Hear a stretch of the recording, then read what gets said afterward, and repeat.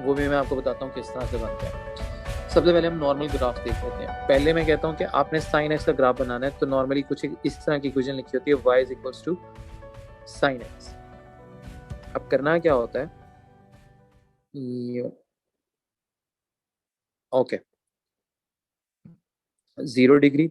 अब नॉर्मली आपने गैप रखना है 90 का, तो पहले 90, फिर इस 90 में 90 और ऐड कर दें तो 180, 180 में 90 और ऐड कर दें तो 270, और 270 में 90 और ऐड कर दें तो 360।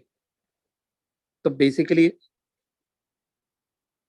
गैप जो है वो मैंने कहा है कि आपने कितने का रख लेना है, 90 डिग्री का। ये बात समझ आई है सबको कि मैंने 90 का गैप रखा है। जी सर। ओके, आगे सारा काम कैलकुलेटर का है। आप लोगों ने अब कैलकुलेटर पकड़ना है, और यहाँ पे जो भी इक्वेशन है ये बेसिकली एक्स है हमारा। आपने बारी बारी एक्स की सारी वैल्यूज को पुट करते जाना है। तो मुझे बताओ, या चलो मैं यहाँ पे ना यूं कर लेते हैं, या टेबल बनाना हो तो टेबल बना लो, वरना टेबल के बगैर भी कर सकते हो। चलो टेबल के बगैर कर लेते हैं। ओके, कैलकुलेटर पकड़ो, इस एक्स की जगह 0 डालो, बताओ साइन 0 का आंसर क्या आता है। 0. जीरो।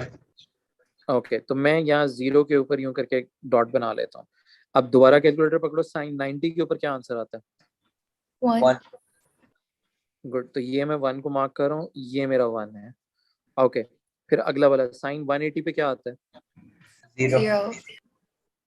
गुड, साइन 270 पे, -1. और साइन 360 पे। 0. बिल्कुल ठीक है। अब आपने इसको बना, अब लाइंस नहीं बनानी, ये कर्व होता है, तो साइन कर्व यूं बनता है।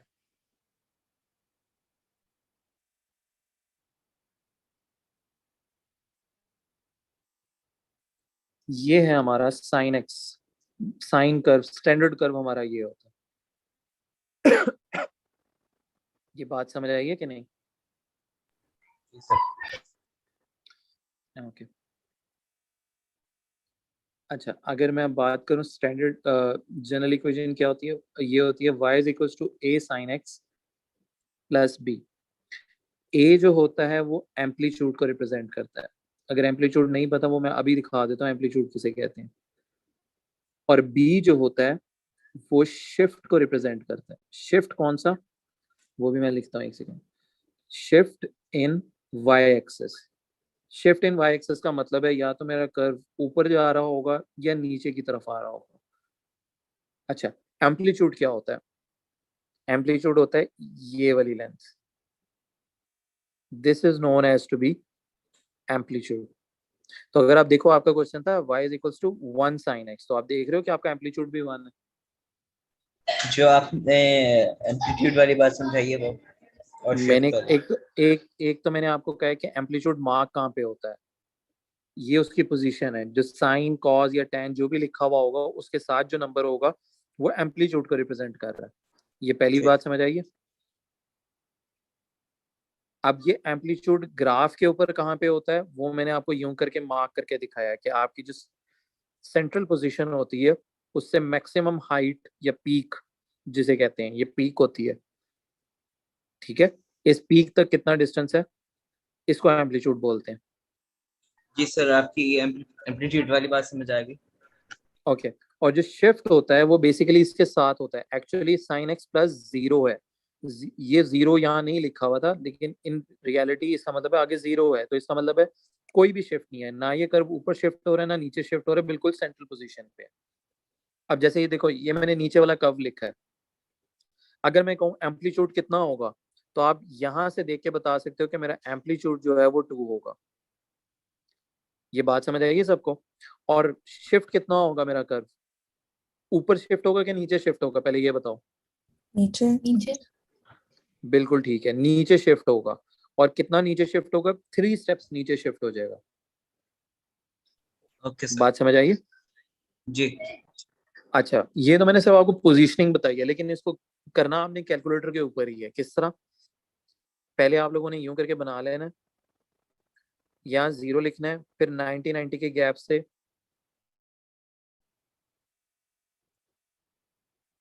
ओके। अब आप लोगों ने कैलकुलेटर पकड़ना है और पूरी इक्वेशन में एक दफा लिखना है। मैं दिखा देता हूँ किस तरह से। आपने लिखना 2 साइन x की जगह पे 0 आएगा प्लस और नहीं सॉरी -3। इस तरह आप लोग कैलकुलेटर पे लिखो। ये किसी को ना समझ आए कैलकुलेटर के ऊपर कैसे लिखना है। हाँ -3 -3 तो 0 के ऊपर वैल्यू है -3। ओके अब x की जगह 90 डाल के देखें क्या आंसर आता है आप लोगों का। -1 -1 180 डालें तो देखें क्या आता है। -3 -3 270 डालें तो क्या आता है। -5 ओके -5 और 360 पे -3 ओके अब आप जब अपना कर्व बनाएंगे तो वो कुछ यूं बनेगा।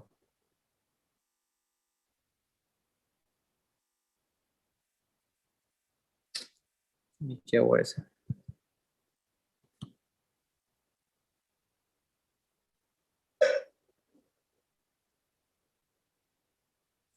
तो ये वाला जो हमारा कर्व है that is basically y equal to 2 sine x -3।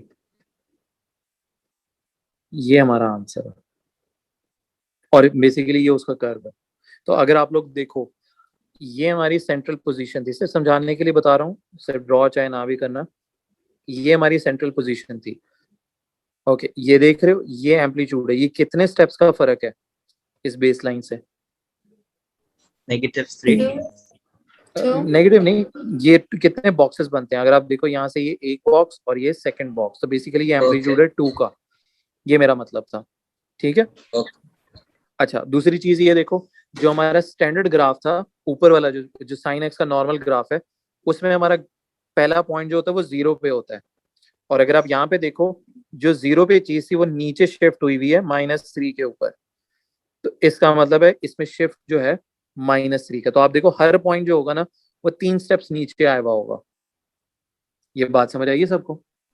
Ji ji okay एक दफा देख लो किसी का यहाँ तो कोई क्वेश्चन है तो मुझे बताओ कि कोई चीज नहीं समझ आई तो। सर मैं आप जरा इसको थोड़ा जूम आउट कर सकते हैं और ये आप साइड से जरा ये जो पार्टिसिपेंट्स वाला क्लोज करने में इसका स्क्रीनशॉट लेना। ले लो। हाँ हाँ साइन का हमने ग्राफ किया था, कॉस का नहीं हमने किया था और टैन का भी नहीं किया था। ये दो ग्राफ्स रह गए तो ये हमारा जो है ना टॉपिक खत्म हो जाएगा। ओके जो कॉस का भी ग्राफ है ना that is also quite simple. 3 cos x -1। Okay अब इसको भी आपने उसी तरह से आप सबने ड्रॉ करना है यूं करके हॉरिजॉन्टल लाइन यहाँ 0 और इसमें भी गैप जो होगा वो 90 का होगा। तो 90 180 270 एंड 360। तो जरा वैल्यू सब्स्टिट्यूट करना शुरू करो यानी इस x की जगह पहले 0 डालो फिर 90 डालो 180 270 और मुझे वैल्यूज बताना स्टार्ट करो क्या क्या आती है। सर 0 के साथ है 3 ओके 0 के साथ आती है 3 90 के साथ 0 90 के साथ 0 180 के साथ -3 -3 270 के साथ 0 ठीक है 3 3। अब आप ये देखो कॉस का सर ग्राफ तो जी जी जब मैंने कैलकुलेटर में 3 cos 0 ब्रैकेट में और फिर -1 किया तो मुझे 2 आंसर आ रहा है। ओके आपने क्या किया 3 cos ब्रैकेट 0 2 आ रहा है बिल्कुल 2 आ रहा है। राफे When I क्या किया when when I did 3 cos 360 -1 got 2. आपने कौन सा वाला यूज किया 3 cos 90। 360. ओके 360 करते हो तो तब भी क्या आता है 2 आता है। Yeah. कितना आता है Yeah. 6। एक सेकेंड ऐसा करो सब लोग एक दफा कैलकुलेटर रीसेट कर लो। I may be calculator mode different हो। या तो शिफ्ट 9 9 के ऊपर CLR लिखा होगा या मोड के ऊपर लिखा हुआ होगा। एक दफा रीसेट कर लो, जरा दोबारा से ट्राई करो राफे, आप भी ओके सर। जिसका नहीं, हाँ क्योंकि 2 आ रही है पहली वैल्यू। 3 cos 0 - 1, जरा सब लोग करके देखो, जिसका 2 नहीं आता मुझे बताते जाओ, फिर देख लेते हैं कि क्या करना है। जी सर। Yes. ओके 90 पे क्या वैल्यू आती है? हाँ -1 90 पे क्या वैल्यू आती है? -1. ओके ओके ठीक है, मैं ये पुराना वाला रेज कर लेता हूँ ताकि दोबारा से कर लें। 2 - 1 फिर 180 पे -4 -4. -4, ठीक हो गया। और यहाँ 270 और यहाँ 360 पे 2।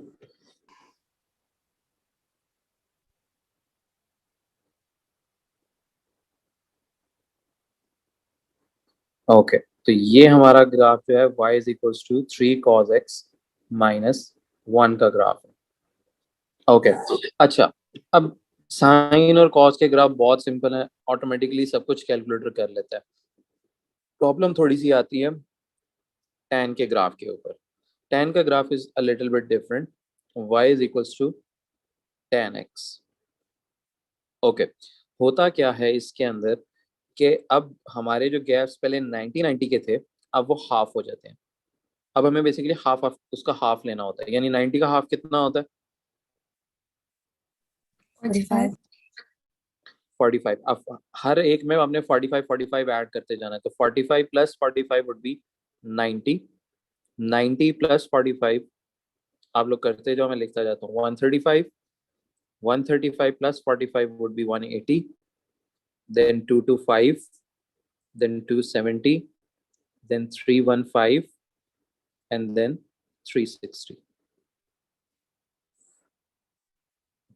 ओके अब इसके अंदर 10 में 45 का होता है। हाँ 10 के लिए आपने गैप जो है वो 45 कर लेना, ठीक हो गया? सर मैंने आपको पिक्चर भेज दी। अच्छा चलो मैं देख लेता हूँ। ओके ओके अच्छा अब tan के ग्राफ थोड़ा सा डिफरेंट होता है, इसमें बनते हैं एसिम्पटोट्स। अब एसिम्पटोट्स किसे कहते हैं? एसिम्पटोट्स एक ऐसी लाइन होती है जिसके साथ कर्व नेवर मीट्स। मैं यहाँ लिख भी देता हूँ, कर्व नेवर मीट्स। ओके अब ये एसिम्पटोट्स बनते कहाँ कहाँ हैं? ये इनकी फिक्स्ड पोजीशंस होती हैं, ठीक है, ये हम याद कर लेते हैं कहाँ कहाँ होते हैं। एक होता है 90 के ऊपर और एक होता है आपका 270 के ऊपर। ये दो पोजीशंस हैं जो आपने याद रखनी है, एक 90 के ऊपर और एक होगा आपका 270 डिग्री के ऊपर। ये रैंडम नहीं है, इसका भी रीजन है, लेकिन अभी reason is not part of your syllabus, तो हम सिर्फ याद कर लेते हैं कि 90 और 270 के ऊपर हमारे एसिम्पटोट्स होंगे। अब जरा मुझे बताओ बारी बारी, tan 0 की क्या वैल्यू होती है एंड सो ऑन, बाकी सारी निकाल। Sorry Tan 0 0, 0. Okay tan 45 1. 1, okay अगली नेक्स्ट tan, अगर tan 90 आप लोग कैलकुलेटर के ऊपर करके भी देखोगे ना तो देखो वो एरर दे देगा, जरा करके देख लो आप लोग।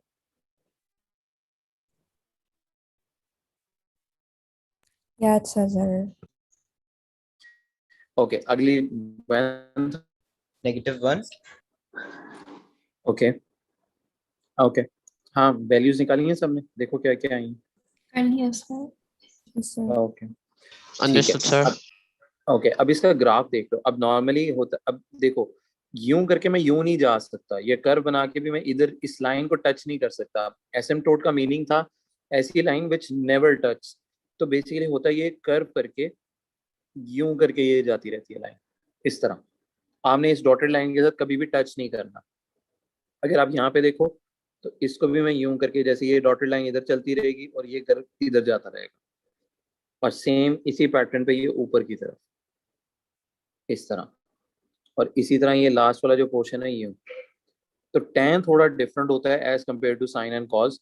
तो tan का ग्राफ कुछ इस तरह से बनता है, तो आपने इस तरह की शेप बनानी है, और ये कर्व्स इंपॉर्टेंट होते हैं, ये कर्व्ड इसी तरह होना चाहिए। ये बात समझ आइए tan का ग्राफ किस तरह बनता है? जी सर। अब चलो हम ये बेसिकली 3 ग्राफ्स हैं। अब मैं आपको दिखाता हूँ जो आप लोगों के एग्जाम्स में क्वेश्चंस आए हैं रिसेंटली। ओके, ये 2020 में ही आया है। ओके, ये मई जून का एग्जाम था, ये ऊपर लिखा हुआ है मेरे साइड पे।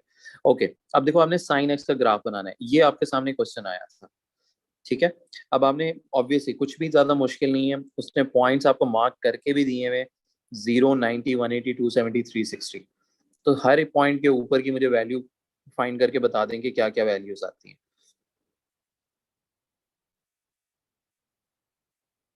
जीरो पे क्या आएगी?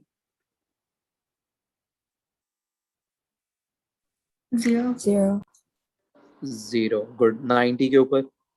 1, बिल्कुल ठीक है। 180 पे? 0, गुड। 270 पे?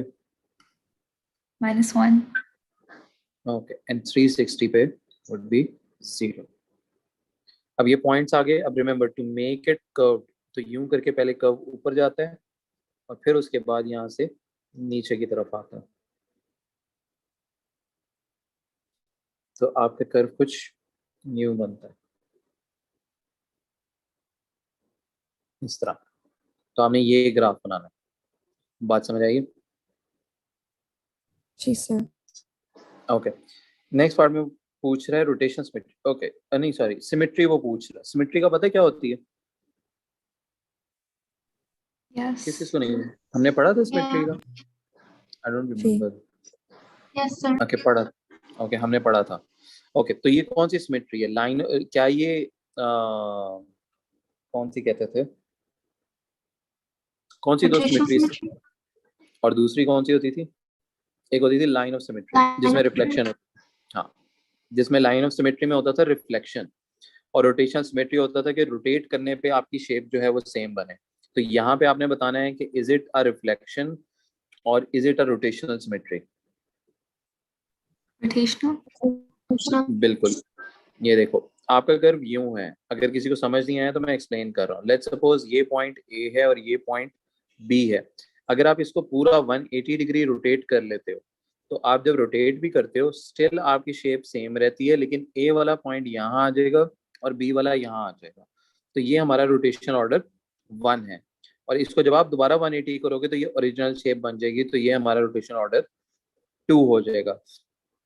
तो आपने 2 चीजें बतानी है कि हमारा रोटेशनल सिमेट्री है और इसका ऑर्डर भी बताना है। उसने यहाँ लिखा नहीं है कि आपने ऑर्डर बताना है, लेकिन 2 मार्क्स आपको इसी चीज के मिलेंगे, एक आपको आइडेंटिफाई करने के और एक आपको ऑर्डर बताने के। ऑर्डर हमारा 2 है। यहाँ तक मुझे बताओ किसकी कंफ्यूजन? रोटेशनल सिमेट्री वाले पार्ट में या ऊपर ग्राफ बनाना है?